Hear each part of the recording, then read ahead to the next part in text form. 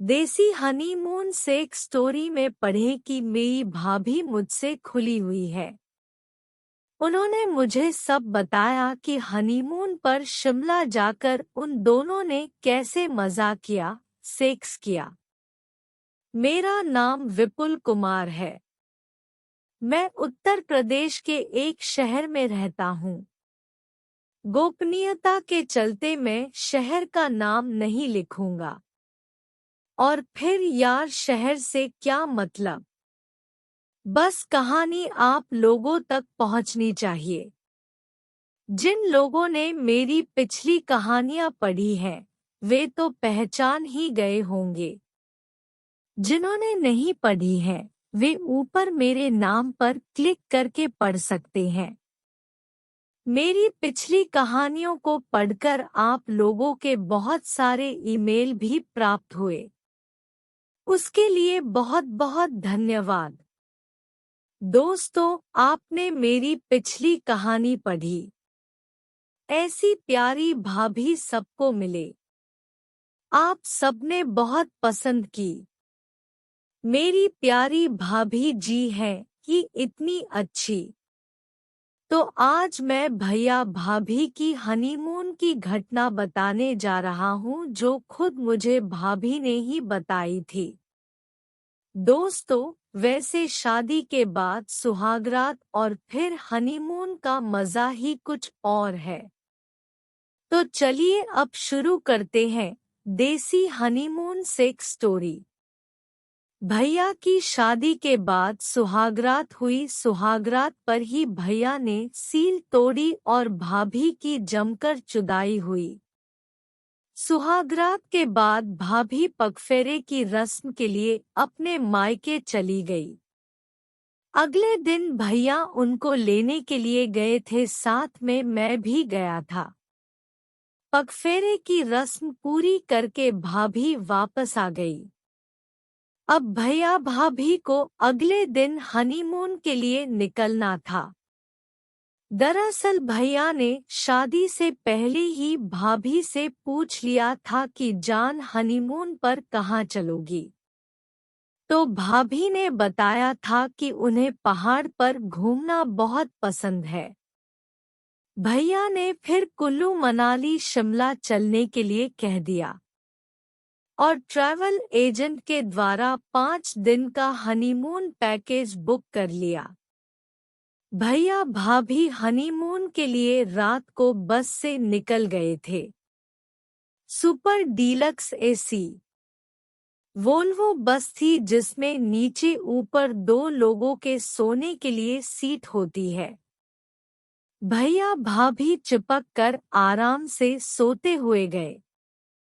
रात का सफर कब पूरा हो गया पता ही नहीं चला। सुबह लगभग 10 बजे तक भैया भाभी शिमला पहुंच गए।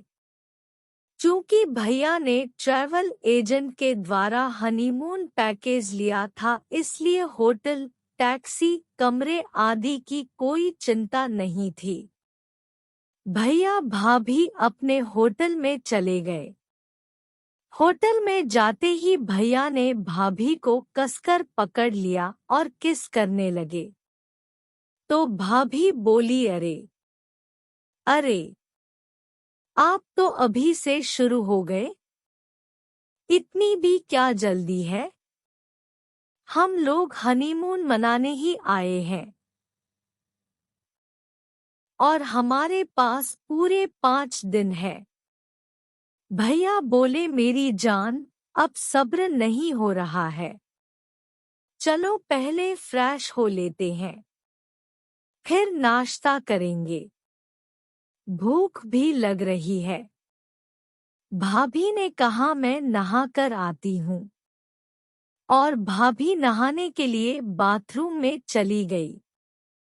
तभी भाभी ने आवाज लगाई और कहा, कोलगेट दे दीजिए, मैंने ब्रश नहीं किया है। भैया ने कहा, अभी देता हूँ। और भाभी ने जैसे ही दरवाजा खोला, भैया तुरंत बाथरूम में अंदर आ गए। भैया अंडरवियर फ्रेंची में थे और भाभी ब्रा पैंटी में थी। भैया बोले मेरी जान आज दोनों साथ में नहाएंगे।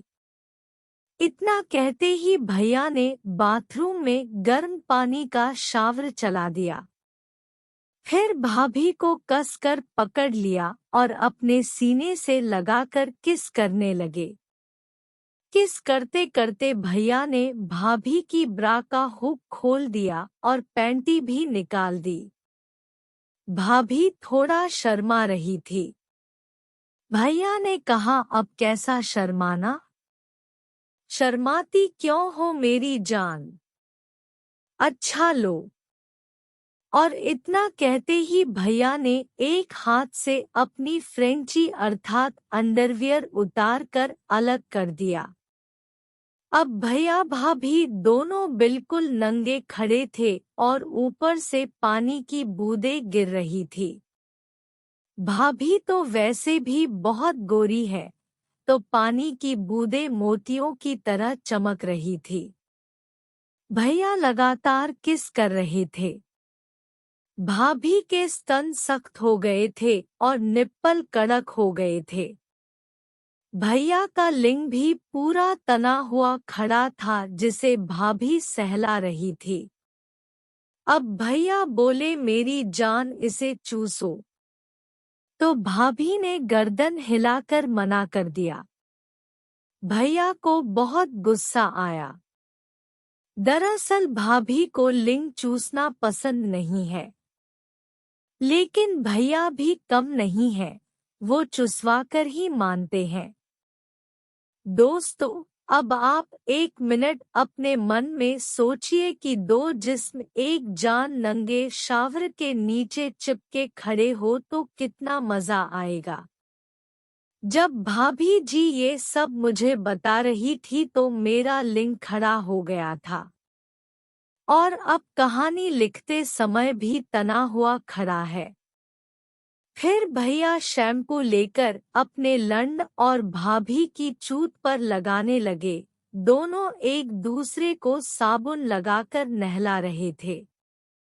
तभी भैया ने भाभी को झुका दिया और पीछे से लंड को चूत में डालकर चोदने लगे। ऊपर से पानी की बौछार और नीचे चुदाई।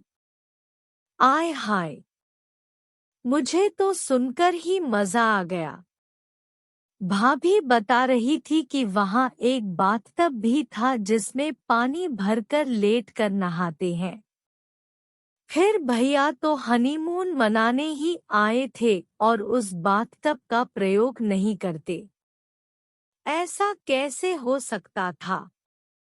भैया ने पूरा बाथटब गर्म पानी से भर दिया और उसमें लेट गए।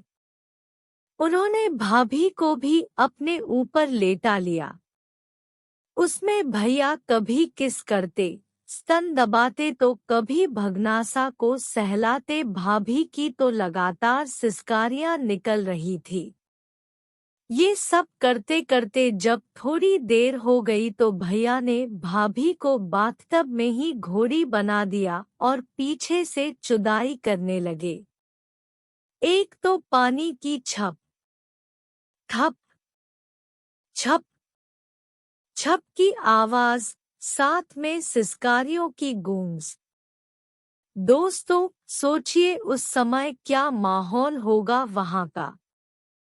लगभग 20 मिनट चुदाई करने के बाद भैया उठे और फिर शावर में नहाए। नहाने के बाद भैया ने नाश्ते का ऑर्डर दे दिया। भाभी ने नहाकर गुलाबी रंग का सेक्सी गाउन पहन लिया जो ऊपर से आधा खुला हुआ और नीचे से जांघों तक था। गाउन में भाभी बहुत खूबसूरत लग रही थी। भाभी ने मुझे एक बार वह गाउन पहनकर भी दिखाया था। मैं उसको शब्दों में भी नहीं लिख सकता। भाभी ने हनीमून की कुछ फोटो और वीडियो भी मुझे दिखाई थी, जिन्हें देखकर पता लग गया कि हनीमून का असली मजा तो भैया भाभी ने ही लिया है। कुछ देर बाद ही वेटर ने चाय नाश्ता देने के लिए दरवाजा खटखटाया।